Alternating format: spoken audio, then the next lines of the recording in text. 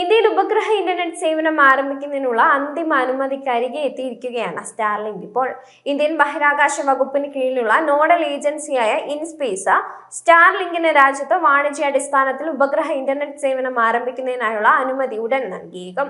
ബഹിരാകാശ വകുപ്പ് വാർത്താ പ്രക്ഷേപണം, ടെലികോം, ആഭ്യന്തരം, വിദേശകാര്യം, വാണിജ്യം, വ്യവസായം ഉൾപ്പെടെ വിവിധ മന്ത്രാലയങ്ങളിൽ നിന്നുള്ള അംഗങ്ങൾ ഉൾപ്പെടുന്ന ഇൻസ്പേസിന്റെ ഇന്റർ മിനിസ്റ്റീരിയൽ സ്റ്റാൻഡിംഗ് കമ്മിറ്റി അടുത്ത യോഗത്തിൽ സ്റ്റാർലിങ്കിന് അനുമതി നൽകുന്ന കാര്യം ചർച്ച ചെയ്യും.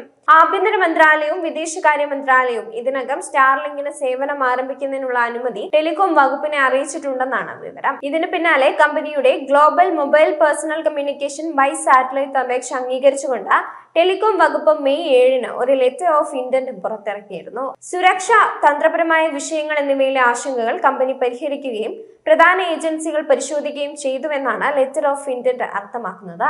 ഇനിയുള്ളത് ഇൻസ്പേസിന്റെ അനുമതിയാണ്.